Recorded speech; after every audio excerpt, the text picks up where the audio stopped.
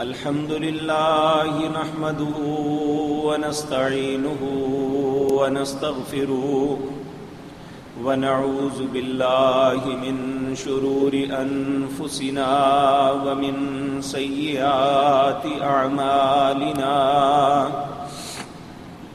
من يهده الله فلا مضل له ومن يضلل فلا هادي له وأشهد أن لا إله إلا الله وحده لا شريك له وأشهد أن محمدا عبده ورسوله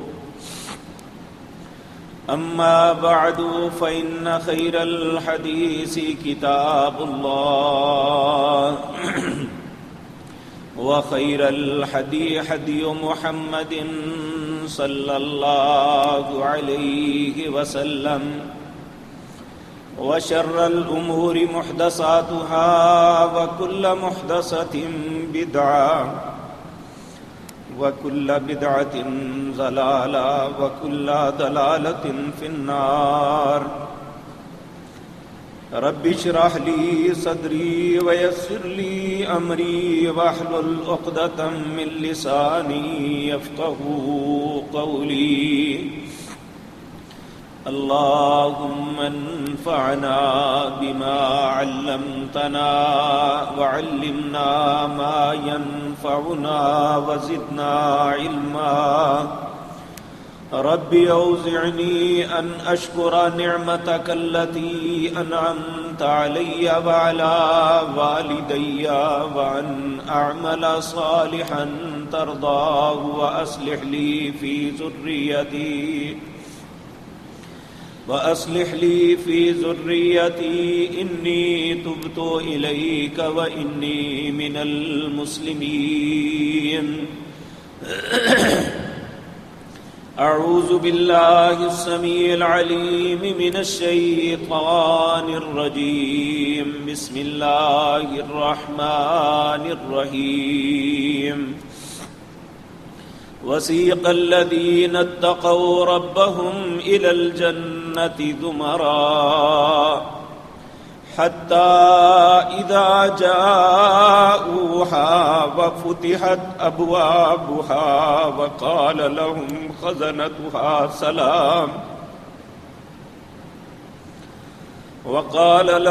خزنتها سلام عليكم طبتم فادخلوها خالدين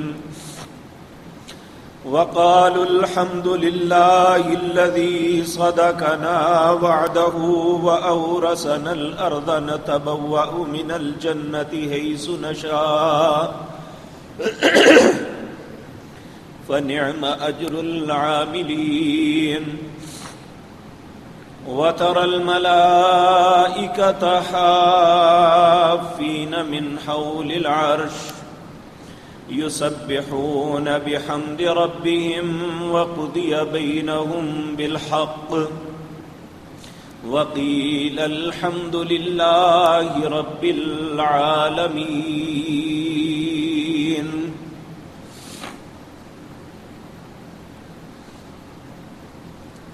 حضرات محترم، گزشتہ مجلس میں یہ بات عرض کی تھی کہ یہ دنیا دار الامتحان ہے. جب بھی کوئی انسان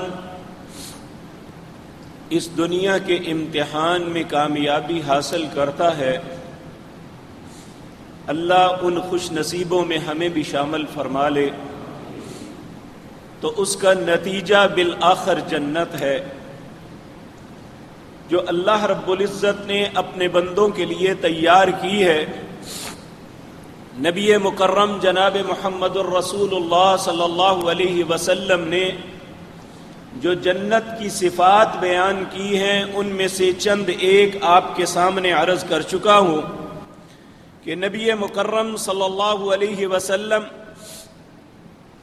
آپ نے یہ بات کہی، بلکہ اللہ رب العزت نے قرآن عزیز کے اندر سورۃ زمر میں فرمایا لیکن الذین اتقوا ربهم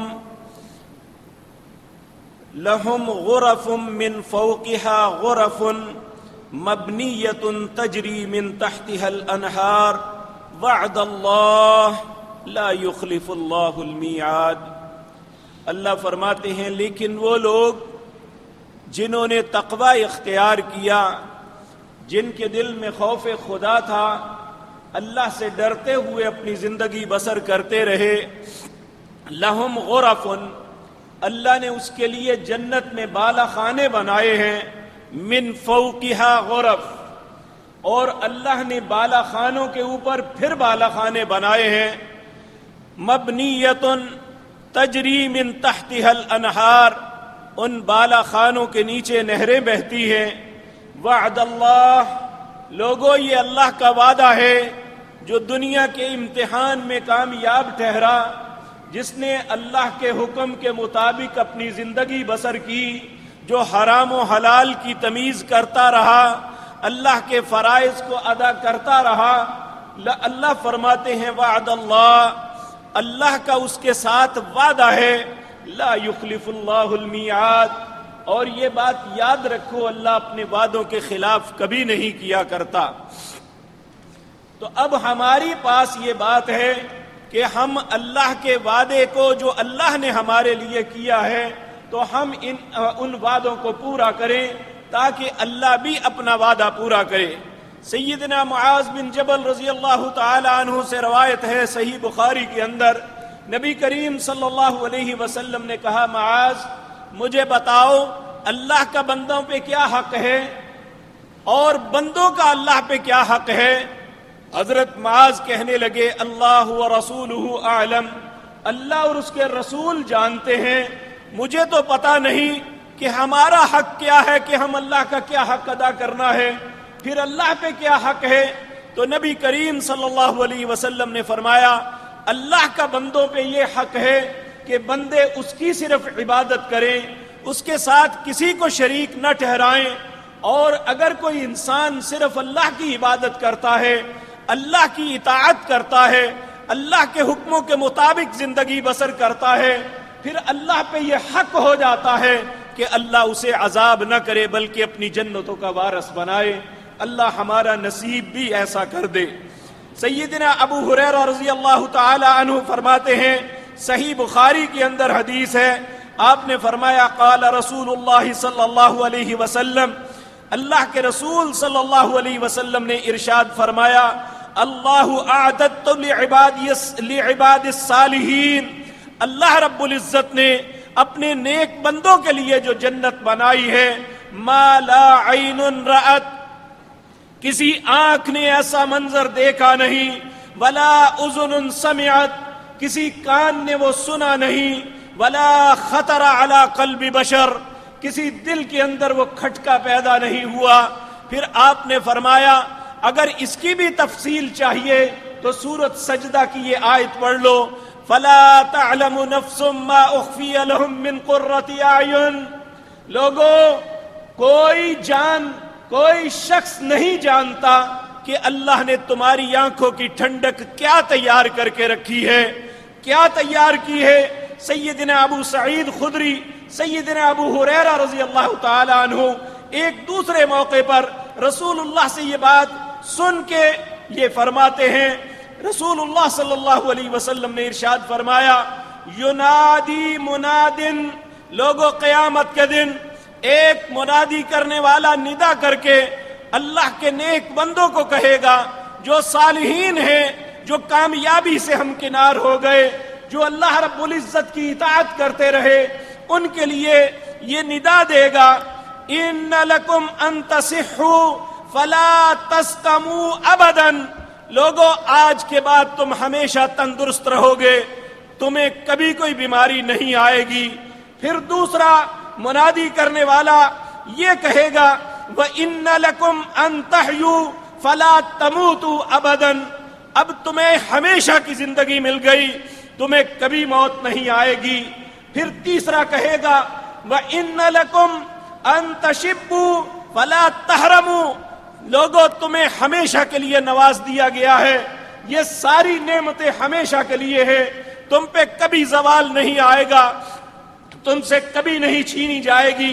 وَإِنَّ لَكُمْ أَن تَنْعَمُوا، بے شک جن نعمتوں سے تمہیں نوازا جا رہا ہے، فَلَا تَبَاسُوا أَبَدًا، تم سے یہ کبھی واپس نہیں لی جائیں گی۔ قول اللہ، پھر آپ نے فرمایا اللہ کے اس حکم کو، اس آیت کو پڑھ کے، وَنُودُوا أَن تِلْكُمُ الْجَنَّةُ أُورِثْتُمُوهَا بِمَا كُنْتُمْ تَعْمَلُونَ، اللہ خود پکار کے کہیں گے اے وہ میرے نیک بندو، یہ وہ جنت ہے جس کا وارث میں نے تمہیں بنایا ہے، اے اللہ ان نیک بندوں میں ہمیں بھی شامل فرما لینا۔ اب سوال یہ پیدا ہوتا ہے کہ یہ جنت کسے ملے گی، کیسے ملے گی، ہمیں کیا کرنا ہوگا؟ اللہ رب العزت قرآن عزیز کے اندر فرماتے ہیں وقال المسیح، مسیح علیہ السلام نے اپنی قوم سے کہا یا بنی اسرائیل، یہی قانون امت محمد رسول اللہ صلی اللہ علیہ وسلم کے لیے ہے۔ انہوں نے اپنی قوم سے کہا یا بنی اسرائیل، اے بنی اسرائیل اعبدوا اللہ، صرف اللہ کی عبادت کرنا، عبادت صرف نماز سجدہ کرنا نہیں ہے، کسی سے دعا مانگنا، کسی کو پکارنا، کسی کی بات ماننا اللہ کے مقابلے میں، یہ بھی ایک عبادت ہے۔ اللہ نہیں چاہتے جہاں میرا حکم ہو، جو میرا حق ہے وہ کسی اور کو دیا جائے۔ کہا یا بنی اسرائیل، اے بنی اسرائیل اعبدوا اللہ ربی و ربکم، اللہ کی عبادت کرو جو میرا بھی رب ہے اور تمہارا بھی رب ہے۔ اب بنی اسرائیل وہ سیدنا عیسیٰ علیہ السلام کو اللہ کا بیٹا کہتے تھے، وہ غلب میں اتنے آگے بڑھے تھے جس طرح آج ہم رسول اللہ کے متعلق غلب کرتے ہیں۔ حضرت عیسیٰ علیہ السلام نے اس بات کو کلیئر کیا، ربی و ربکم، جس طرح میرا وہ رب ہے اسی طرح تمہارا بھی رب ہے، جس طرح میں اس رب سے مانگتا ہوں اسی طرح تم بھی اس رب سے مانگو، جس طرح میں اس رب سے التجائیں کرتا ہوں اسی طرح تم اس رب سے التجائیں کرو، جس طرح تم اس رب کے سامنے بے بس ہو میں بھی اسی طرح اس رب کے سامنے بے بس ہوں۔ ربی و ربکم، وہ میرا بھی رب ہے اور تمہارا بھی رب ہے۔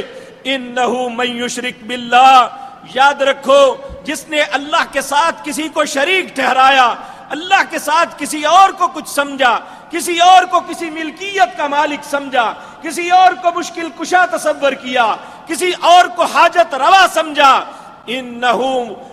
فرمایا انہو من یشرک باللہ، جو بھی یہ غلطی کرے گا فقد حرم اللہ علیہ الجنہ، اللہ اس پہ جنت کو حرام کر دیں گے۔ وَمَأْوَاهُ النَّارُ، بلکہ کیا ٹھکانہ ہوگا، اس کا ٹھکانہ آگ ہوگا، العیاذ باللہ۔ وَمَا لِلظَّالِمِينَ مِنْ أَنصَارٍ، اور ایسے ظالموں کا کوئی مددگار نہیں بنے گا۔ میرے عزیز بھائیو، رسول اللہ صلی اللہ علیہ وسلم نے بھی ارشاد فرمایا، آپ نے فرمایا من مات یشرک باللہ شیئا دخل النار، جو شخص اس حالت میں مرا کہ اس نے اللہ کے ساتھ کبھی شرک کیا ہو اور پھر اس نے توبہ نہیں کی، اسی حالت میں مر گیا، اللہ اسے جنت نہیں دیں گے، جہنم کے ایندھن میں داخل کر دیں گے، العیاذ باللہ۔ اللہ ہم سب کو بچائے۔ اس لیے یاد رکھو نبی کریم صلی اللہ علیہ وسلم نے فرمایا من آخر کلام لا الہ الا اللہ، جس بندے کا آخری کلام لا الہ الا اللہ ہو گیا، لا الہ الا اللہ پہ زندہ رہا، کیا مطلب کہ اللہ کے علاوہ کوئی الہ نہیں، اللہ کے علاوہ کوئی مشکل کشا نہیں، اللہ کے علاوہ کوئی حاجت روا نہیں، اللہ کے علاوہ کوئی بگڑی بنانے والا نہیں، صرف اللہ کی ذات ہے۔ جو شخص اس کلمے توحید کے اوپر زندہ رہا، اس کے معاملات کو اس کے احکامات کی مطابق اپنی زندگی بسر کرتا رہا اور اسی حالت میں اسے موت آ گئی، من آخر کلام لا الہ الا اللہ دخل الجنہ، اللہ کہتے ہیں میں جنت میں داخل کر دوں گا۔ تو پھر یاد رکھیں کہ جنت میں داخلے کے لیے جو کی ہے، جو کلید ہے، جو چابی ہے، اس کا نام توحید ہے۔ اگر ہم توحید کا عقیدے پہ ہوں گے تو جنت کے لیے چابی میسر آ جائے گی۔ اب ضروری ہے کہ اس چابی کو لے کر، جس طرح آپ کسی تالے میں چابی بنوانے کے لیے جاتے ہیں، وہ فوری طور پہ اس کا ایک ماڈل نکالتا ہے، پھر اس میں دندانے ڈالتا ہے، پھر اس کو بعد اس تالے میں لگاتا ہے، وہ تالا کھل جاتا ہے۔ اسی طرح لوگوں، یہ لا الہ الا اللہ ایک سپاٹ چابی ہے، ایک سیدھی چابی ہے، اس میں دندانے کیا ہیں؟ یہ اللہ کے فرائض ہیں۔ اگر ان فرائض کو ادا کریں گے تو یہ جنت کے دروازے کو کھلنے کا سبب ہو جائے گی۔ وہ عبادات کیا ہے؟ اللہ کے فرائض ہیں۔ رسول اللہ صلی اللہ علیہ وسلم کے پاس ایک اعرابی آیا، گاؤں کا رہنے والا تھا، آ کے کہنے لگا اپنی سادی زبان میں، یا رسول اللہ صلی اللہ علیہ وسلم، گاؤں کے رہنے والے ہیں، زیادہ پڑھے لکھے نہیں، زیادہ باتیں یاد بھی نہیں رکھ سکتے، ایک سیدھا سادہ آدمی ہوں، تھوڑی سی بات بتائیں جو میں یاد رکھوں، اس پہ عمل کروں، اللہ مجھے جنت میں داخل کر دے۔ رسول اللہ صلی اللہ علیہ وسلم نے اس چابی کے دندانے بتائے۔ یہ کیا ہے؟ ہر مسلمان کو یہ بات یاد کر لینی چاہیے، اس کے بغیر جنت نہیں ملے گی، اس کے بغیر جنت کی چابی میں دندانے نہیں پڑیں گے۔ آپ نے فرمایا ان تعبد اللہ، تجھے چاہیے کہ صرف اللہ کی عبادت کر، ولا تشرک بی شیئا، اس کے ساتھ کبھی کسی کو شریک نہ بنانا، اس کے برابر کسی کو نہ سمجھنا، کوئی شخص۔ بلکہ یہ بھی بات یاد رکھیں کہ ایک بات ہم اپنی زندگی کا حصہ بنا چکے ہیں، وہ ہے شفاعت۔ شفاعت کا مطلب سفارش، اور بعض نیک اور صالح لوگوں کے متعلق، بلکہ رسول اللہ صلی اللہ علیہ وسلم کے متعلق ایسا تصور ہے کہ اللہ کی ارادہ نہ بھی ہو تو ان کی سفارش کام آئے گی۔ واللہ باللہ سمت اللہ، اللہ رب العزت فرماتے ہیں، یہ لوگ کہتے ہیں ہؤلاء شفعاؤنا عند اللہ، یہ اللہ کے نزدیک ہمارے سفارشی ہیں۔ اللہ رب العزت تعجب سے کہتے ہیں قل اتنبئون اللہ بما لا يعلم في السماوات ولا في الارض، تم اللہ کو ایک ایسی بات کی خبر دے رہے ہو جو اللہ زمین و آسمان میں جانتا ہی نہیں ہے۔ قل اتنبئون اللہ، اللہ کو ایک ایسی بات بتاتے ہو کہ فلاں اللہ کا نہ بھی ارادہ ہوا، اللہ رب العزت کے فیصلے کے خلاف بھی ہوا تو اس کی سفارش کام آ جائے گی۔ لوگوں یاد رکھیں، رسول اللہ صلی اللہ علیہ وسلم کو اللہ نے جو شفاعت کبریٰ کا حق دیا ہے، اس کی کیفیت رسول اللہ نے خود بیان کی ہے۔ آپ نے فرمایا جب محشر کے میدان میں سب لوگ انتظار کی بھٹی کے اندر اتنے بے قرار ہو جائیں گے کہ سب کے سب چل کے آدم علیہ السلام کے پاس جائیں گے، جا کے التجا کریں گے، اے آدم آپ ہمارے باپ ہیں، اللہ نے آپ کو اپنے ہاتھوں سے بنایا، آپ اللہ سے ہماری التجا کیجئے، اللہ ہمارے حساب کو شروع کرے، اللہ ہمارے معاملات کو نبیڑے۔ تو آدم علیہ السلام جواب دیں گے مجھ سے ایک غلطی ہوئی، میں شرمندہ ہوں، میں اللہ کی بارگاہ میں نہیں جا سکتا، اللہ آج جتنے غضبناک ہیں کبھی نہیں، مجھے خوف ہے اس لیے اللہ کی عدالت میں بات نہیں کر سکتا۔ ابو الانبیاء، انسانوں کے باپ جنہیں اللہ نے اپنے ہاتھ سے بنایا، کیا کہہ رہے ہیں؟ میں اللہ کی عدالت میں نہیں جا سکتا، میں اللہ سے بات نہیں کر سکتا، مجھے خوف ہے اللہ رب العزت کا، آج جتنے اللہ غضبناک ہیں کبھی نہیں تھے۔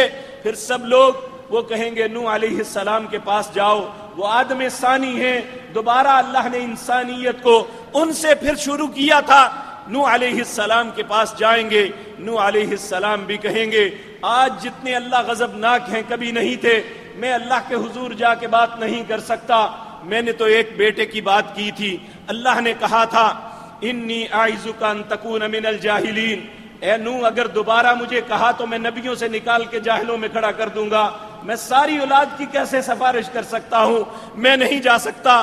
جاؤ ابراہیم علیہ السلام کے پاس، مختلف انبیاء اور رسل کے پاس آتے آتے جب سیدنا عیسیٰ علیہ السلام کے پاس آئیں گے تو سیدنا عیسیٰ کہیں گے سفارش میں نہیں کر سکتا، لیکن تمہیں پتہ بتا سکتا ہوں کہ کون آج تمہاری سفارش کر سکتا ہے۔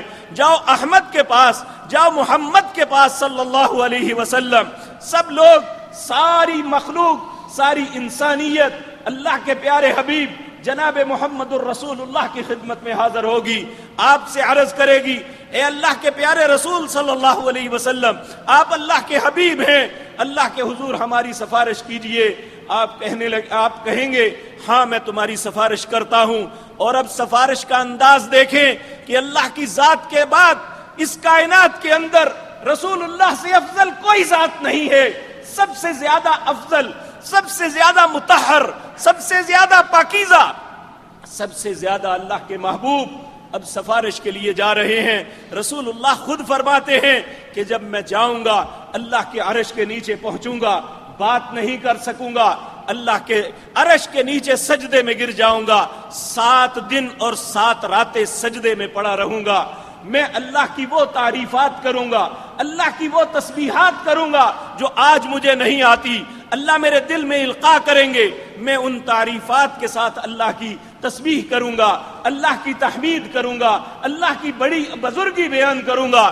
7 دن اور 7 راتیں گزر جائیں گی، پھر اللہ رب العزت مجھے کہیں گے ارفع راسک یا محمد صلی اللہ علیہ وسلم، اے سر اٹھائیے اے محمد صلی اللہ علیہ وسلم، بات کیجئے، آپ کی بات کو سنا جائے گا، سفارش کیجئے، آپ کی سفارش کو قبول کیا جائے گا۔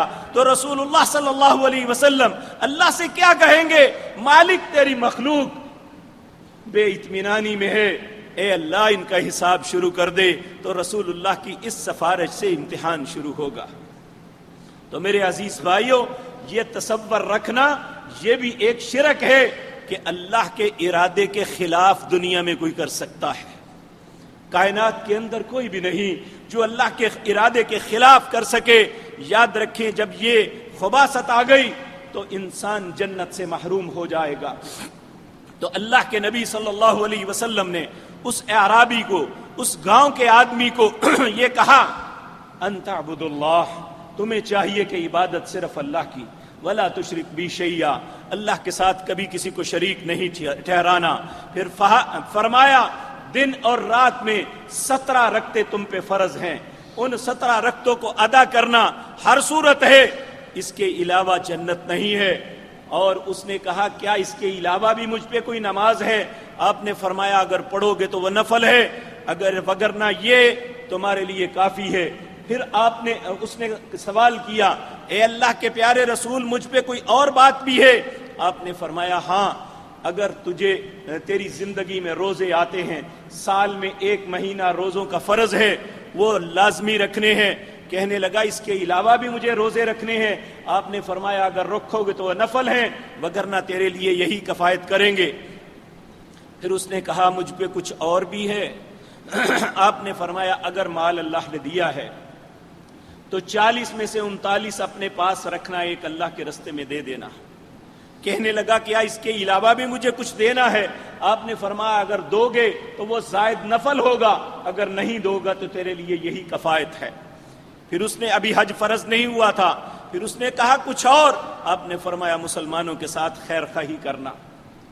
اب اس نے جب بات مکمل ہو گئی، اس نے اپنا کپڑا جھاڑ کے اپنے کندھے پہ رکھا، کہنے لگا والذی بعثک بالحق، مجھے اس ذات کی قسم ہے جس نے آپ کو حق کے ساتھ مبعوث فرمایا ہے، میں نہ اس سے کم کروں گا نہ اس سے زیادہ کروں گا، جو فرائض ہیں ان کو ادا کروں گا۔ چل پڑا۔ اللہ کے پیارے حبیب صلی اللہ علیہ وسلم فرمانے لگے من سرہا، اپنے ساتھیوں کو مخاطب ہو کے کہتے ہیں اے میرے صحابہ کی جماعت، من سرہا، جو شخص یہ بات پسند کرتا ہے کہ اہل جنت میں سے کسی کو دیکھنا ہے تو اسے دیکھ لو۔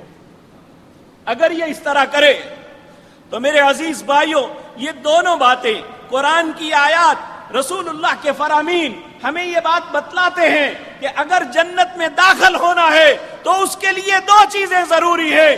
ایک اللہ کی توحید، اسی کے اوپر زندگی بسر کرنی، اسی پہ موت آئے، اور دوسری بات جو اللہ نے ہم پہ فرائض عائد کیے ہیں ان فریضوں کو ہر صورت ادا کرنا۔ تو پھر انسان یہ توقع رکھے کہ اللہ انشاءاللہ ضرور جنت میں داخل کرے گا۔ اب آگے ہے کہ جنت میں جا کے پھر انسان اور نعمتیں کیسے حاصل کرتا ہے، کیسے حاصل کر سکتا ہے؟ تو میرے عزیز بھائیوں، اللہ رب العزت نے غرف من فوقها غرف، یہ بات جو بتائی رسول اللہ صلی اللہ علیہ وسلم نے اس کی صحیح بخاری کے اندر حدیث نمبر 3256 حضرت ابو سعید خدری رضی اللہ تعالیٰ عنہ کہتے ہیں نبی صلی اللہ علیہ وسلم آپ نے ارشاد فرمایا ان من اہل الجنہ، بے شک جنت والے جو ہیں یتراعون اہل الغرفہ من فوقہم، اپنے غرفے، اپنے محلات، اپنے بالا خانوں کے اوپر دیکھیں گے کما یتراعون الکوكب الدری الغابر فی الافق، جس طرح تم دور افق کے اوپر ایک ستارہ دیکھتے ہو، اس طرح ایک بندے کے گھر سے، ایک کے محل سے، ایک کے غرفے سے دوسرا غرفہ اتنا بلند ہوگا، اور جس طرح من المشرقی او المغرب، جس طرح تم مشرق کو دیکھتے ہو یا مغرب کو دیکھتے ہو تو اس طرح تمہارے درمیان ہوگا، لتفاضل ما بینہم، یہ فضیلت ہوگی اعمال کے اعتبار سے ایک دوسرے سے۔ قالوا یا رسول اللہ، حضرت ابو سعید خدری کہتے ہیں ہم نے کہا اے اللہ کے رسول صلی اللہ علیہ وسلم تلک منازل الانبیاء، یہ تو نبیوں کے مرتبے ہوں گے، عام بندہ تو اس کا سوچ نہیں سکتا، لا یبلغھا غیرہم، انبیاء کے علاوہ دوسرا تو کوئی نہیں جائے گا۔ قال رسول اللہ صلی اللہ علیہ وسلم نے فرمایا کیوں نہیں، والذی نفسی بیدی، اس ذات کی قسم ہے جس کے قبضے میں محمد کی جان ہے، رجال، ایسا آدمی ضرور ان غرفوں میں پہنچے گا، آمنوا باللہ، جو اللہ پہ ایمان لایا اور اس ایمان کی حالت میں سچ زندہ رہا، وصدق المرسلین، اس نے رسولوں کی باتوں کو سچا سمجھا اور اس کے مطابق اپنی زندگی بسر کی، اللہ ان سب کو وہ منزلیں عطا فرمائیں گے۔ اس لیے میرے عزیز بھائیوں، جب ہمارے سامنے اللہ کا حکم آ جائے ہمیں ٹالنا نہیں چاہیے، ہمارے لیے یہ بہت بری بات ہے، ہمارے لیے یہ تنزلی ہے، ہمارے لیے یہ ذلت ہے کہ اگر ہم اللہ کا حکم نہیں مانتے اللہ کا کچھ نہیں بگڑے گا، ہم خود رذیل ہو جائیں گے، ہم خود نیچ ہو جائیں گے، ہم خود ذلیل اور رسوا ہو جائیں گے۔ اگر ہم نے رسول اللہ کی کسی سنت کا انکار کیا، اللہ کے رسول کے کسی طریقے کا مذاق اڑایا، یاد رکھیں اللہ کے رسول کا کچھ نہیں جائے گا، اللہ نے انہیں تو جو عزت دی ہے اسے کوئی دنیا کی طاقت کم نہیں کر سکتی، لیکن ہم یہ کردار ادا کر کے اپنے لیے ذلت کا گڑھا کھود لیں گے۔ العیاذ باللہ، اللہ ہر مسلمان کو اس خباثت سے محفوظ فرمائے۔ اے مالک الملک، ہم پہ رحم فرمانا، ہمیں اپنی ذات پہ ایمان نصیب فرمانا، ہمیں اپنے نبیوں کی تصدیق کرنے والا بنانا، اللہ اپنے نبیوں کے طریقے پہ چلنے والا بنانے۔ پھر اب جنت مل گئی تو جنت کے اندر کوئی سفید زمین پہ تو جا کے نہیں بیٹھنا، اللہ نے مختلف اعمال بتائے ہیں، اگر انسان ان اعمال کو کر لے تو جنت میں اس کے لیے محلات بنیں گے، جنت میں اس کے لیے غرفے بنیں گے، جنت میں اس کے باغیچے ہوں گے۔ یہ ساری چیزیں ایک چٹیل میدان کے اندر ہم نے اپنی کوشش سے بنانی ہے، اللہ ہمیں اس کوشش کی توفیق عطا فرمائے۔ فضالہ بن عبید رضی اللہ تعالی عنہ یقول، کہتے ہیں سمعت رسول اللہ صلی اللہ علیہ وسلم، ہم نے رسول اللہ صلی اللہ علیہ وسلم سے سنا، یقول، آپ فرما رہے تھے، انا زعیم، لوگوں میں ذمہ دار ہوں، لوگوں میں ذمہ دار ہوں، میں ذمہ داری سے یہ بات کرتا ہوں، والزعیم حمیل لمن آمن بی واسلم وحاجر بی بیتی فی ربض الجنہ، جس شخص نے ایمان لایا، اسلام کے اوپر آیا، پھر اس نے ہجرت کی، جنت کے اندر ایک گھر کی ضمانت میں اسے دیتا ہوں۔ اب ہم ایک مسلمان ملک میں ہیں، ہمارے لیے ہجرت نہیں ہے، یہ نہیں کہ ہمارے لیے غرفہ نہیں بن سکتا، رسول اللہ صلی اللہ علیہ وسلم نے فرمایا وَأَنَا زَعِيمٌ، میں اس کا ضامن ہوں، ضمانتی ہوں، وَجَاهَدَ فِي سَبِيلِ اللَّهِ بِبَيْتِ فِي رَبَضِ الْجَنَّةِ، جس نے اللہ کے رستے میں کوئی بھی کوشش کی، جد و جہد کی، لوگوں کو دعوت دینے میں، کفار کے خلاف لڑنے میں، قرآن کے تعلیم کو عام کرنے میں، بھلائی کی دعوت دینے میں، جس نے جہاد کیا، میں جنت میں ایک گھر کی اسے ضمانت دیتا ہوں۔ اور پھر آپ نے فرمایا وَبِبَيْتِ فِي وَسَطِ الْجَنَّةِ، لوگوں میں جنت کے درمیان ایک سفید خوبصورت محل کی ضمانت دیتا ہوں ایسے شخص کے لیے جو کسی کے ساتھ کلیش ہے، چاہے وہ سکے بھائیوں میں ہے، چاہے وہ رشتہ داروں میں ہے، چاہے وہ مسلمانوں کے درمیان میں ہے، اور وہ بندہ سمجھتا ہے میں حق پہ ہوں، حق پہ ہونے کے باوجود وہ جھگڑے کو اس لیے چھوڑ دیتا ہے کہ میں حق سے دستبردار ہوتا ہوں، میں جھگڑا نہیں کرنا چاہتا، یہ میرا مسلمان بھائی ہے، یہ میرا سکا بھائی ہے، یہ میرے باپ کی اولاد ہے، یہ میری ماں کی اولاد ہے، یا یہ میرا رحم کا رشتہ دار ہے، چلو میں جھگڑا چھوڑ دیتا ہوں، یہ نہیں مان رہا تو کوئی بات نہیں، میں اپنا قدم پیچھے ہٹا لیتا ہوں۔ جس نے حق پہ ہونے کے باوجود جھگڑے کو چھوڑ دیا، رسول اللہ صلی اللہ علیہ وسلم نے فرمایا انا زعیم، لوگوں میں ذمہ دار ہوں، میں جنت کے وسط کے اندر ایک سفید محل کی ضمانت اسے دیتا ہوں کہ اس نے پیچھے قدم اٹھا کے کوئی ذلت کا رستہ اختیار نہیں کیا، اس نے اپنے رب کے حکم کو مان کے، اس نے اپنے رب کے احکامات کی تعمیل کرتے ہوئے اس نے اپنے رشتوں کو رکھ لیا، اس نے اپنے اسلام کے رشتے کو رکھ لیا، اس نے اپنے بھائی کے رشتے کو رکھ لیا، اس نے اپنے رب کو راضی کر لیا۔ میں زعیم ہوں، میں ضمانت دیتا ہوں کہ جنت کے درمیان ایک سفید محل اسے عطا کروں گا۔ میرے بھائیوں، ہم سے یہ غلطی ہوتی ہے، جب ہمارا کسی کے ساتھ جھگڑا ہوتا ہے ہم کہتے ہیں میں حق پہ ہوں اور کیسے اپنے حق کو چھوڑ دوں۔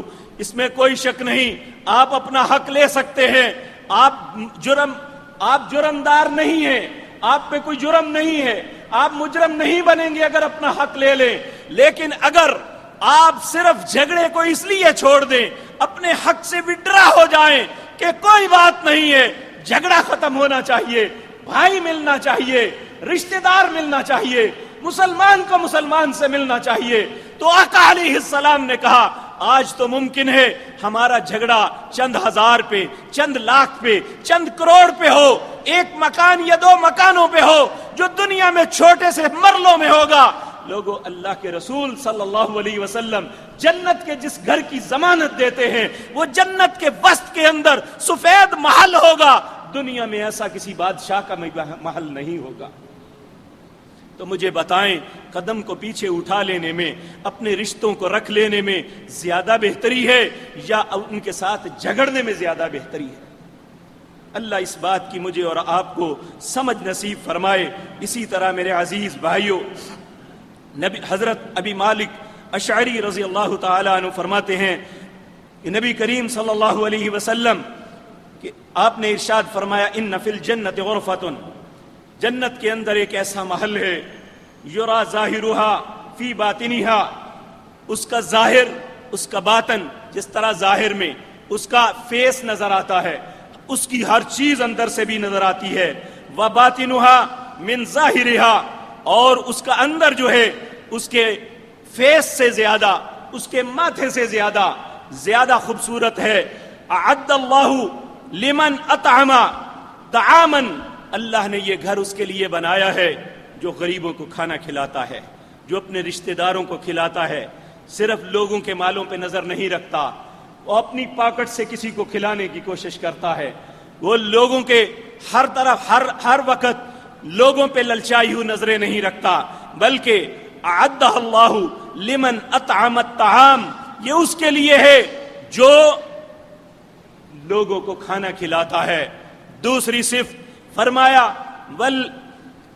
وَأَلْأَنَ الْكَلَامِ، جو اپنی کلام کو نرم رکھتا ہے، یعنی اس کی زبان سے سخت تیروں جیسے کلمات نہیں نکلتے، اس کی زبان لوگوں کے لیے نرم ہے، اچھی انداز میں لوگوں سے بات کرتا ہے، بڑا ہے تو عزت احترام سے کرتا ہے، چھوٹا ہے تو پیار کے ساتھ بات کرتا ہے، ہر وقت لڑائی مار کٹائی نہیں، ہر وقت تان و تشنیع نہیں، ہر وقت الزامات نہیں، بہتان ترازیاں یا عیب جوئی نہیں کرتا، بلکہ آپ نے فرمایا اپنی کلام کو اپنے تابع رکھتا ہے، نرم رکھتا ہے۔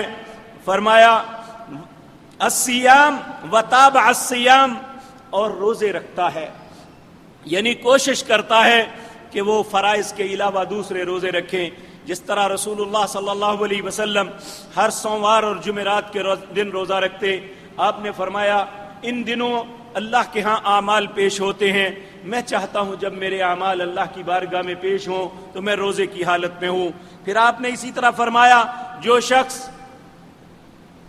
ایام 20 کے روزے رکھتا ہے، ایام 20 یہ مہینے میں 3 دنوں کو کہتے ہیں، جب چاند چمکتا ہوا انتہا پہ پہنچتا ہے، یہ 13، 14 اور 15 یہ چاند کی 3 تاریخیں ہیں، انہیں عربی شرعی اصطلاح میں ایام 20 کہا جاتا ہے۔ جو ان 3 دنوں روزے رکھتا ہے، نبی صلی اللہ علیہ وسلم نے فرمایا وہ اس طرح ہے جس طرح اس نے پورا مہینہ روزے رکھے۔ تو کہا وَتَابَعَ الصِّيَامَ، وہ روزوں کی اتباع کرتا ہے، یعنی پے در پے روزے رکھتا ہے۔ وَصَلَّى وَالنَّاسُ نِيَامٌ، اور جب لوگ سو رہے ہوتے ہیں رات کو تہجد کی نماز پڑھتے ہیں، اللہ فرماتے ہیں میں جنت میں ایسا محل دوں گا کہ جس کے ظاہر سے زیادہ اس کا باطن، یعنی اس کے فیس سے زیادہ اس کا اندر خوبصورت ہوگا۔ اللہ ہمارے نصیب میں بھی کر دے۔ اسی طرح میرے عزیز بھائیوں، ایک صحابی تھے ابو سنان رضی اللہ تعالی عنہ، ان کا بیٹا فوت ہو گیا۔ یہ بڑے دکھی ہوئے، بڑی تکلیف میں تھے۔ ان کے بیٹے کو دفن کرنے کے بعد جب یہ باہر نکلنے لگے تو ابو موسیٰ اشعری نے ان کا ہاتھ پکڑ لیا، پکڑ کے قبر سے باہر نکالا اور کہا کہ ان رسول اللہ صلی اللہ علیہ وسلم، میرے بھائی میں نے رسول اللہ سے خود یہ بات سنی، اذا مات ولد العبد، جب کسی بندے کے بیٹے کو فوت کیا جاتا ہے، قال اللہ عز وجل، اللہ بزرگ و برتر، للملائکتی، فرشتوں سے سوال کرتے ہیں، قبضتم ولد عبدی، تم نے میرے بندے کی بیٹے کی روح کو قبض کیا؟ اس نے کہا کیا کہا؟ فیقول نعم، فرشتے کہیں گے ہاں کیا۔ فیقول، پھر اللہ رب العزت فرمائیں گے قبضتم ثمرۃ فؤادہ، تم نے اس کے دل کے ٹکڑے کو، اس کے دل کے پھل کو کاٹ دیا۔ فیقول، فرشتے کہیں گے نعم، اے اللہ ہاں ہم نے ایسا کیا۔ فیقول، پھر اللہ رب العزت کہیں گے ماذا قال عبدی، پھر میرے بندے نے کیا کہا تھا؟ فیقولون، فرشتے کہیں گے حمیدہ کا واسترجع، اے اللہ ایسے غمناک وقت پہ بھی تیرے بندے نے تیری حمد بیان کی اور تیری ہی طرف رجوع کیا۔ فیقول اللہ، اللہ اسی وقت فرشتوں کو حکم دیں گے ابنوا لعبدی بیتا فی الجنہ، میرے بندے کا جنت کے اندر ایک گھر بنا دو، ایک خوبصورت محل تعمیر کر دو، وسموہ بیت الحمد، اور اس پہ نیم پلیٹ لگا دو۔ یہ مصیبت کے وقت بھی اللہ کی تعریف کرنے والا بندہ تھا۔ اے اللہ ہمیں بھی ہر آسانی، ہر خوشی، ہر غمی، ہر مصیبت کے وقت اپنا شکر ادا کرنے کی توفیق عطا فرمانا۔ اسی طرح میرے عزیز بھائیوں، جنت میں محل، جنت میں گھر بنانے کے لیے ایک خوبصورت نسخہ رسول اللہ صلی اللہ علیہ وسلم نے بتایا۔ سیدہ ام حبیبہ رضی اللہ تعالی عنہا، یہ ام المومنین، ہم مومنوں کی ماں میں ایک ماں ہے، رسول اللہ کی ازواج میں سے ایک زوجہ ہے۔ فرماتی ہیں، قالت، کہتی ہیں، قال رسول اللہ صلی اللہ علیہ وسلم، رسول اللہ صلی اللہ علیہ وسلم نے فرمایا، من صلی فی یوم ولیلۃ 12 رکعۃ بنی لہ بیتا فی الجنہ، جس بندے نے دن اور رات میں فرض نمازوں کے علاوہ 12 رکعتیں پڑھی، اللہ اس کے لیے جنت میں گھر بنا دیں گے۔ وہ 12 رکعتیں کس طرح ہے؟ 2 فجر سے پہلے رسول اللہ صلی اللہ علیہ وسلم نے فرمایا 4 قبل الظہر، 4 ظہر سے پہلے، ورکعتین بعدہا، 2 ظہر کے بعد، ورکعتین بعد المغرب، 2 رکعتیں مغرب کے بعد، ورکعتین بعد العشاء، 2 رکعتیں عشاء کے بعد، ورکعتین قبل صلاۃ الفجر، اور 2 رکعتیں فجر سے پہلے، یعنی 4 ظہر سے پہلے، 2 ظہر کے بعد، 2 مغرب کے بعد، 2 عشاء کے بعد، 2 فجر سے پہلے جو دن اور رات میں فرض نماز کے علاوہ 12 رکعتیں ادا کرتا ہے، اللہ رب العزت فرماتے ہیں، نبی مکرم صلی اللہ علیہ وسلم نے فرمایا، بنیا لہو بیت فی الجنہ، اللہ جنت کے اندر اس بندے کا گھر بنا دیں گے۔ اللہ ہمیں یہ پڑھنے کی توفیق عطا فرمائے۔ ام حبیبہ رضی اللہ تعالی عنہا کہتی ہیں کہ جب سے میں نے رسول اللہ سے یہ بات سنی ہے، اس کے بعد میں نے کبھی ان کو ترک نہیں کیا۔ لیکن یہ یاد رکھیں کہ آج کچھ لوگ ان رکعات کو فرض قرار دیتے ہیں، یہ فرض نہیں ہے، فرض کے علاوہ ہیں۔ اگر یہ پڑھیں گے تو یہ فضیلت ملے گی، اگر نہیں پڑھیں گے تو آپ کی نماز پہ کوئی فرق نہیں ہے، یہ بات ذہن میں رکھیں۔ لیکن چونکہ ان کی فضیلت، ان کا انعام بہت بڑا ہے، اس لیے اللہ ہم سب کے نصیب میں کرے، اللہ ہم ان کو ادا کرنے کی توفیق عطا فرمائے۔ میرے عزیز بھائیو، یہ حدیث معجم اوسط الطبرانی میں ہے، اسے شیخ ناصر الدین البانی رحمہ اللہ نے اپنی سلسلہ احادیث صحیحہ میں لکھا ہے۔ سیدہ عائشہ صدیقہ رضی اللہ تعالی عنہا آپ فرماتی ہیں، قالت کہتی ہیں، قال رسول اللہ صلی اللہ علیہ وسلم، رسول اللہ صلی اللہ علیہ وسلم نے ارشاد فرمایا۔ میرے پیارے بھائیو، غور سے سماعت فرمانا، آج ہم فرقوں میں بٹے ہوئے ہیں، اس بات پہ بہت سے لوگ جان بوجھ کے عمل نہیں کرتے، وہ سمجھتے ہیں چونکہ ہمارے فرقے میں یہ نہیں ہے۔ میں فرقوں کی بات نہیں کرتا، میں اللہ کے نام پہ آپ سے التماس کرتا ہوں کہ میں اپنی بات آپ کے سامنے عرض کروں، میری بات کو رد کر دیں، واللہ آپ پہ کوئی گناہ نہیں ہے، میرا آپ پہ کوئی گلہ نہیں بنتا، لیکن میں جو عرض کر رہا ہوں یہ میری بات نہیں ہے، میرے اور آپ کے رسول جناب محمد الرسول اللہ کی بات ہے۔ لیکن ہم میں سے بہت کم لوگ اس پہ عمل کرتے ہیں، ہر آدمی اس سے بچنے کی کوشش کرتا ہے۔ یہ کیا ہے؟ قالت، سیدہ عائشہ طیبہ مطہرہ یہ فرماتی ہیں، قال رسول اللہ صلی اللہ علیہ وسلم، رسول اللہ صلی اللہ علیہ وسلم نے ارشاد فرمایا، من سد فرجتن فی صف رفعہ اللہ بہا درجتن وبنا لہ بیتن فی الجنہ۔ جس بندے نے صف کے درمیان کے خلا کو بند کیا، ایک دوسرے کے ساتھ مل کے کھڑا ہوا، من صد، صد کہتے ہیں اینٹ کو جو ساتھ مل کے ایک دوسرے کے ساتھ مل کے جڑتی ہے، من صد، جس نے جوڑا، فرجتن درمیان کے رکھنے کو، فی صف نماز کی صف میں، رفعہ اللہ اللہ بلند کرے گا اس کو، بہا درجتن درجات کے اعتبار سے دوسروں سے بلند کر دے گا، اور وبنا لہو بیتن فی الجنہ، اللہ اس کے لیے جنت میں ایک گھر بنائے گا۔ اب میری اور آپ کی مرضی ہے کہ اللہ کے رسول نے کہا کہ جو صفوں کو ملائے گا اللہ اس کے درجے کو بلند کر دے گا، اللہ اس کا جنت میں گھر بنا دے گا۔ اب ہم اپنے فرقوں کو پیٹتے ہیں یا اللہ کے رسول کے حکم کو مان کے اپنے لیے جنت میں ایک گھر بنواتے ہیں۔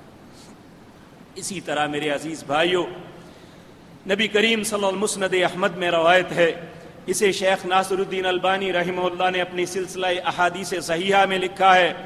حضرت سہل بن معاذ بن انس جوہنی اپنے باپ معاذ بن انس سے روایت کرتے ہیں، نبی صلی اللہ علیہ وسلم نے فرمایا، من قرأ قل هو اللہ احد حتی یختمہا 10 مرات بن اللہ لہ قصرا فی الجنہ، جس نے 10 مرتبہ قل هو اللہ کی تلاوت کی اور جب وہ 10 مرتبہ مکمل کر کے آخری کلمے پہ پہنچے گا، بن اللہ لہ قصرا، یہاں بیتن کا لفظ گھر کا نہیں ہے، قصرا، اللہ اس کے لیے جنت میں محل بنا دے گا، جس نے 10 مرتبہ قل هو اللہ پڑھی۔ اللہ ہمارے نصیب میں کر دے۔ اسی طرح حضرت انس بن مالک رضی اللہ تعالی عنہ کہتے ہیں، کان رجل من الانصار یؤمہم فی مسجد قباء، مسجد قباء یہ مدینے کی سب سے پہلی مسجد ہے، اس مسجد کے متعلق رسول اللہ نے فرمایا لمسجد اسس علی التقوی، یہ مسجد وہ ہے جس کی تعمیر تقوی پہ ہوئی تھی اور یہ مبارک مسجد ہے۔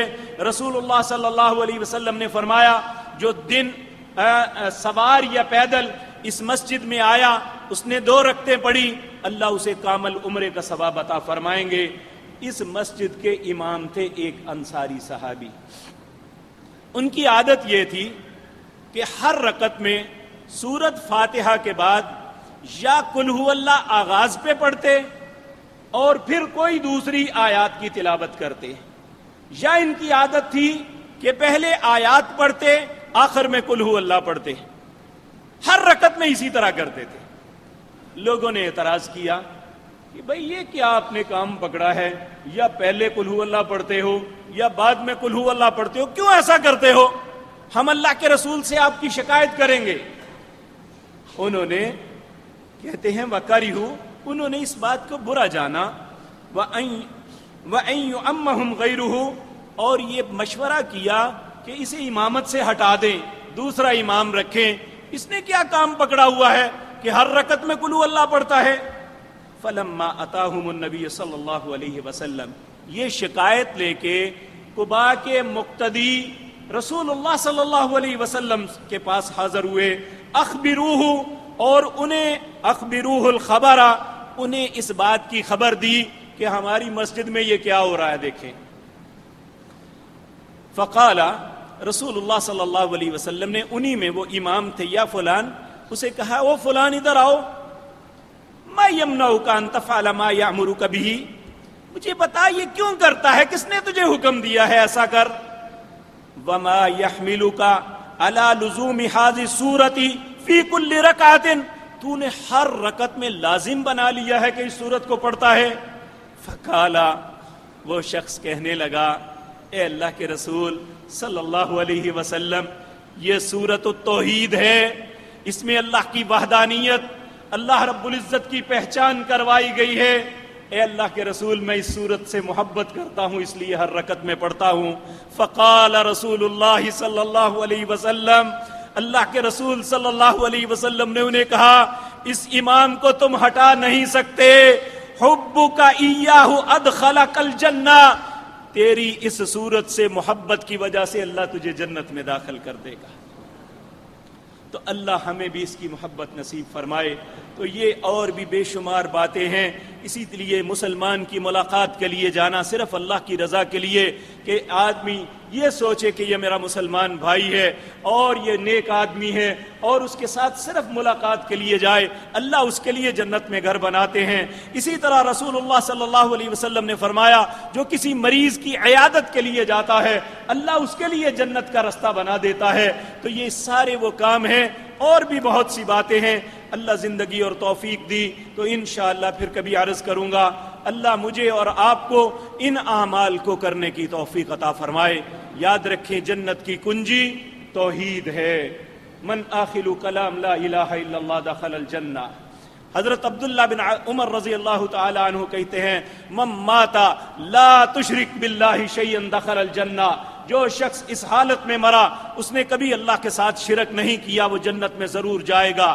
بلکہ ایک مرتبہ رسول اللہ صلی اللہ علیہ وسلم نے فرمایا اتانی جبرائیل، میرے پاس جبریل آئے، آ کے کہنے لگے تیرے رب نے یہ بات بتائی کہ جو شخص توحید پہ مرا، اللہ کی وحدانیت پہ اس کی موت آئی، اس نے اللہ کے ساتھ شرک نہیں کیا، اللہ اسے ضرور جنت دیں گے۔ ان زانا او سرقا، چاہے اس نے زندگی میں کبھی زنا کی غلطی بھی کی ہوگی، چوری بھی کی ہوگی، تو اللہ اس کو بھی درگزر کر دیں گے، اس کی توحید کی وجہ سے اللہ اسے جنت میں داخل کر دیں گے۔ میرے عزیز بھائیوں، اس کا یہ مطلب ہرگز نہ لینا کہ اس کی اجازت مل گئی، خدا نخواستہ اگر کسی سے ایسی غلطی ہو بھی جائے، وہ توبہ کرتا ہے، توحید پہ مرتا ہے، تو اللہ اسے ضرور جنت میں داخل کریں گے۔ اللہ ہمیں توحید پہ زندہ رکھے، اسی پہ موت نصیب فرمائے۔ اقول قولی ھذا واستغفر اللہ۔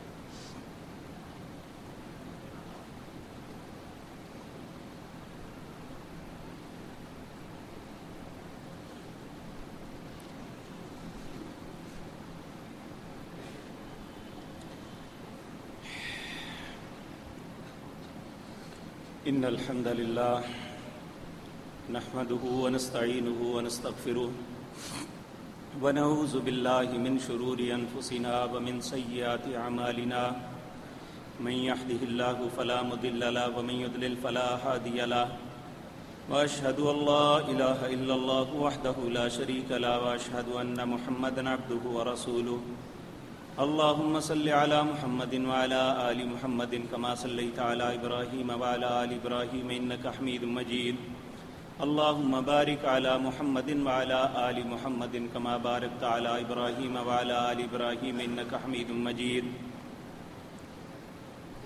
ہمارے بھائی ہے رضوان جو ہر جمعے کو اللہ کی رضا کے لیے یہاں پہ سیکورٹی کرتے ہیں، ان کی ہمشیرہ قضاء الہی سے وفات پا گئی ہیں. انا للہ و انا الیہ راجعون. ان کی میت آئی ہے، نماز کے بعد ان کا جنازہ پڑھیں گے. یہ ایک بھائی نے کہا ہے کہ مقبول احمد کے والد ہوش و آواز دماغ کام نہیں کرتا، صحت کے لیے دعا فرمائیں. اللہ رب العزت انہیں صحت کام لاجلا عطا فرمائے. یہ ہمارے پڑوسی ہیں، ان کا بچہ ہے عفان نبیل، کافی بیمار ہے، ان کے لیے بھی دعا کریں. اللہ رب العزت انہیں صحت کاملہ عاجلہ عطا فرمائے.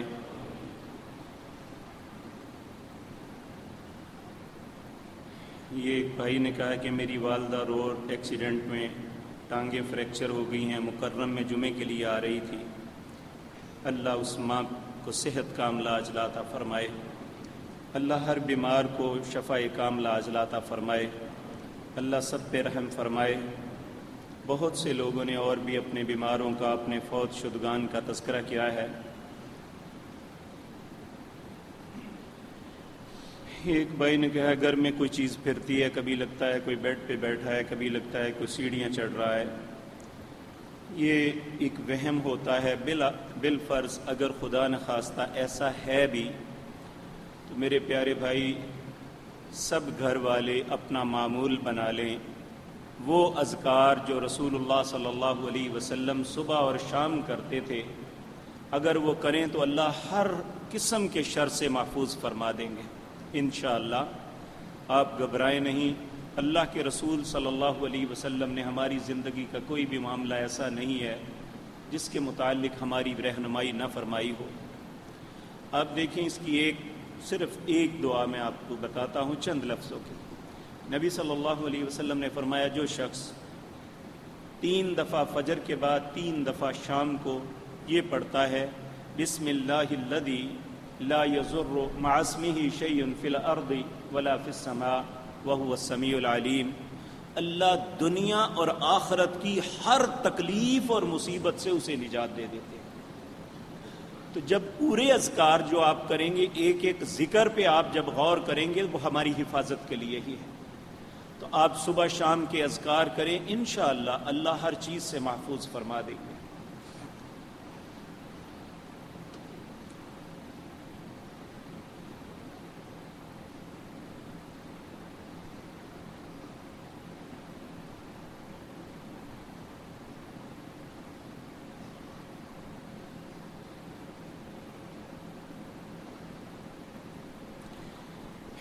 اللہ اکبر.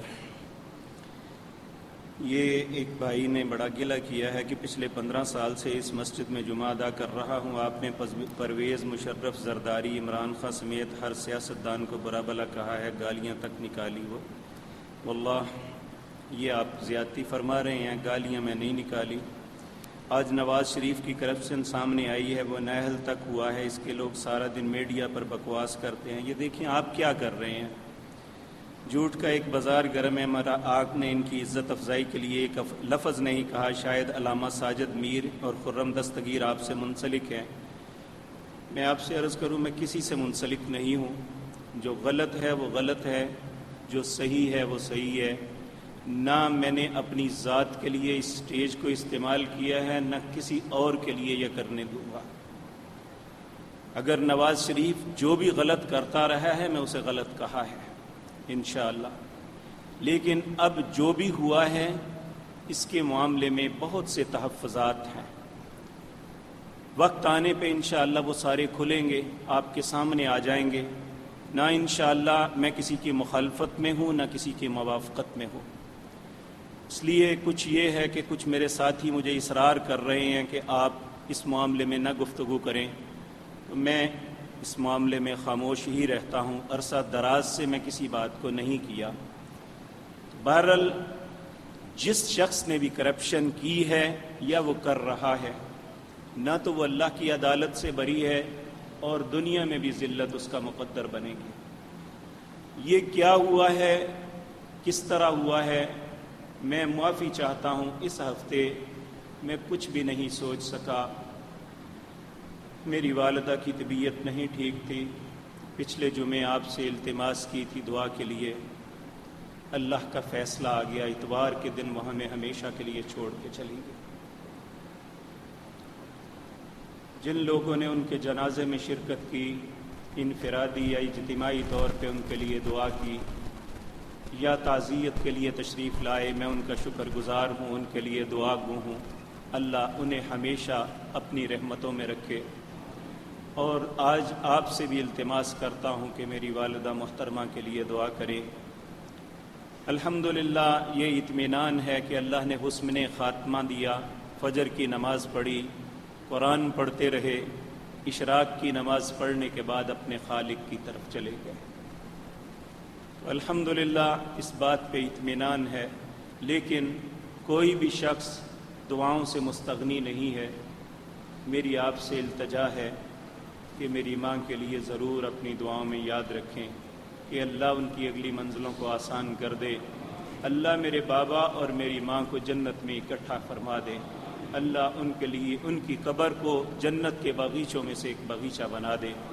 بلکہ میں سب کی ماؤں، بہنوں، بیٹیوں کے لیے، سب کے باپوں، بھائیوں اور بیٹوں کے لیے اللہ سے التجا کرتا ہوں، اے اللہ جو بھی فوت ہو چکے سب پہ رحم فرما، اے اللہ سب کے معاملات کو آسان فرما دے، اے اللہ سب کو جنت الفردوس میں جگہ عطا فرما دے۔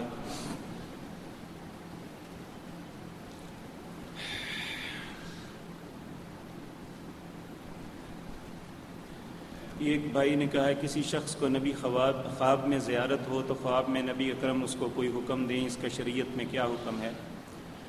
دیکھیں، اس میں کوئی شک نہیں کہ رسول اللہ صلی اللہ علیہ وسلم کا چہرہ مبارک شیطان نہیں دھار سکتا، لیکن جو شخصیت ہماری خواب میں آئی ہے وہ واقعتاً رسول اللہ تھے یا کوئی اور، اس کا ہم کلیئر نہیں کر سکتے۔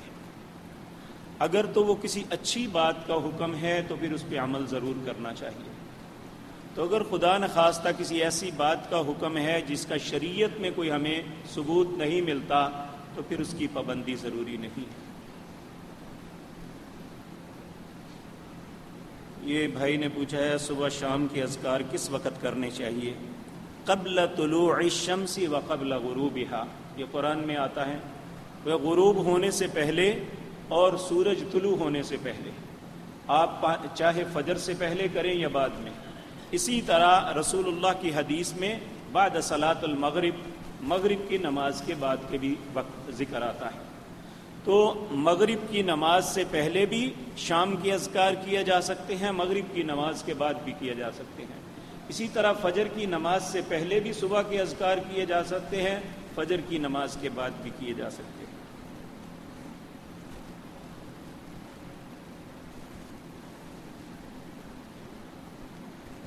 یہ ایک بھائی نے کہا کہ میں 19 سال کا ایک طالب علم کافی عرصے سے بغض سے نجات چاہتا ہوں۔ میرے بھائی، جس کے متعلق بغض اور حسد پیدا ہو آپ اس کے لیے اچھے جذبات بنائیں۔ سیدنا عمر بن خطاب رضی اللہ تعالیٰ عنہ کہتے ہیں جب میں کسی کے متعلق ایسا تصور رکھتا تو پھر میں اس کے لیے اچھا ذہن بنانے کی کوشش کرتا کہ نہیں، مجھے غلط فہمی ہوئی ہے، یہ اچھا ہے، یہ بہتر ہے۔ اور یقینی بات ہے ہم میں سے کسی کو نہیں پتا ہم جس کو بہت برا کہہ رہے ہیں وہ ہم سے کتنا اچھا ہو، یہ اللہ کی ذات جانتی ہے۔ اس لیے ہر وقت، یہ خصوصاً میرے بھائی جس نے لکھا ہے، میں اس سے بھی التماس کروں گا، یہ جو اس وقت طوفان بدتمیزی اٹھا ہوا ہے نا، کہ ہر بندہ عیب نکالنے کے لیے ایسے ہے جیسے اس نے کمر بستہ ہو گیا ہے کہ اپنے سیاسی یا مذہبی مخالف کے عیب نکالنے کے لیے صبح شام جدوجہد کر رہا ہے۔ یاد رکھیں، جس کو کسی کے عیبوں کا پتہ چلا اور اس نے اس کے عیبوں کو چھپا لیا، وہ عیب درست ہیں لیکن اس نے اس لیے چھپا لیا یہ بے عزت نہ ہو، قیامت کے دن جب ہر بندے کے عیبوں کو کھولا جائے گا اللہ اس کے عیبوں پہ پردہ ڈال دے گا۔ اس لیے اللہ ہمیں یہ سمجھ نصیب فرمائے۔ اللہم انصرنا ولا تنصر علینا واعزنا ولا تذلنا وزدنا ولا تنقصنا وارحمنا انت مولانا فانصرنا علی القوم الکافرین۔ اذهب الباس رب الناس واشف انت شافی لا شفاء الا شفاؤک شفاء لا یغادر سقما۔ اللهم اشفنا بشفائك وداونا بدوائك واغننا بفضلك من سواك۔ اللهم اغفر لجميع المسلمين والمسلمات والمؤمنين والمؤمنات الأحياء منهم والأموات۔ اللهم ألف بين قلوبهم وأصلح ذات بيننا يا رب العالمين يا أرحم الراحمين۔ اللهم اعتق ركابنا وركاب آبائنا من النار، اللهم اعتق ركابنا وركاب أمهاتنا من النار، اللهم اكتبهم في عليين وآتهم كتابهم باليمين واجعلهم من المرحومين ولا تجعلهم من المحرومين يا رب الأرباب يا ملك الملوك۔ اللهم هذا الدعاء وهذه البكاء وهذه المناجات، سبحان ربك رب العزة عما يصفون وسلام على المرسلين والحمد لله۔